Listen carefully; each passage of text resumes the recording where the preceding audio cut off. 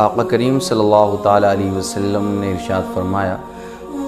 الارواح جنود مجندۃ، کہ یہ جو روحیں ہیں یہ ایک لشکر کی مانند ہیں، لشکر کی طرح ہیں۔ آپ دیکھیں کہ اگر دنیا کے اندر کسی انسان کو ہم پہلی مرتبہ دیکھتے ہیں، اس پر نظر ہماری پہلی مرتبہ پڑتی ہے تو ایک عجیب سی کیفیت دل میں طاری ہوتی ہے۔ اس کو جب ہم نے پہلی مرتبہ دیکھا تو عجیب سا ہمارے دل میں خیال آیا، اس سے محبت سی ہو جاتی ہے، اس سے پیار سا ہونے لگتا ہے۔ کبھی اس سے پہلے دیکھا نہیں تھا، بس پہلی ہی نظر پڑی کہ ایک قلبی محبت اس سے پیدا ہو گئی، اور ایسا لگنے لگتا ہے کہ نہ جانے کتنی صدیوں پرانی اس سے ہماری محبت ہے، صدیوں پرانی ہماری اس سے جانکاری ہے، صدیوں پرانا ہمارا پیار ہے۔ لیکن وہ شخص نہیں جانتا کہ ہمیں اس سے محبت ہے، ہمیں اس سے پیار ہے۔ لیکن جب ہم نے اسے دیکھا تو ہمیں اس سے پیار ہونے لگا، محبت ہونے لگی، ہمیں اس سے عشق ہونے لگا۔ اس کی ہمیں باتیں، اس کی ادائیں، اس کا چال چلن، اس کا بولنا، اس کا چلنا، اس کا اٹھنا، اس کا بیٹھنا، اس کا مسکرانا، ہمیں سب کچھ اس کا اچھا لگنے لگا۔ لیکن صرف ہم ہی کو معلوم ہے کہ ہاں ہم اس سے محبت کرتے ہیں، ہم اس سے پیار کرتے ہیں۔ اسی کو یوں کہہ لیجئے کہ لو ایٹ فرسٹ سائٹ جسے کہا جاتا ہے، وہ یہی ہے کہ کسی کو دیکھا اور صرف ہمیں ہی اس سے پیار ہونے لگا۔ لیکن اگر اس کا دوسرا رخ دیکھا جائے تو ایک طرف ہم ایسا بھی دیکھتے ہیں کہ ایک انسان ہم نے ایسا بھی دیکھا کہ جس پہ جب ہماری نظر پڑی نا تو جب ہم نے اسے دیکھا تو اس سے ہمیں نفرت سی ہونے لگی۔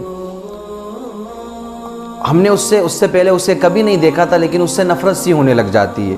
اس کی ذات سے کبھی ہمیں کوئی نقصان نہیں پہنچا، لیکن ہمیں پھر بھی اس سے نفرت ہے۔ اس کی باتوں سے ہمیں نفرت ہے، کبھی اس نے ہمیں نقصان نہیں پہنچایا، کبھی اس نے ہم پر ظلم نہیں کیا، لیکن پھر بھی ہمیں نہ جانے کیوں اس سے ایک عجیب سی نفرت ہونے لگ جاتی ہے۔ نہ اس کی کوئی بات اچھی لگتی ہے، نہ اس کا کہیں ذکر ہو تو وہ اچھا لگتا ہے، حالانکہ وہ نہ ہمیں جانتا ہے نہ ہم اسے جانتے ہیں، لیکن پھر بھی اس سے نفرت سی ہونے لگ جاتی ہے۔ تو ان باتوں کی تشریح میرے آقا کریم صلی اللہ تعالیٰ علیہ وسلم نے اس کی وضاحت یوں بیان کی ہے کہ اگر تمہیں کسی سے دنیا میں محبت ہو جائے نا، کسی سے پیار ہو جائے، کسی سے عشق ہو جائے، لو ایٹ فرسٹ سائٹ، صرف تم ہی اس سے پیار کرنے لگو، ایک طرفہ پیار اگر تمہیں اس سے ہو جائے تو سمجھ لینا کہ جب تم روحوں کی دنیا میں تھے، کیونکہ یہاں سے پہلے ہم ایک دنیا میں تھے جہاں روحوں کی دنیا جسے کہا جاتا ہے، تو جب ہم روحوں کی دنیا میں تھے تو دنیا میں جسے دیکھ کر کے تمہیں محبت ہونے لگے، جسے دیکھ کر کے تمہیں پیار ہونے لگے، تو سمجھ لینا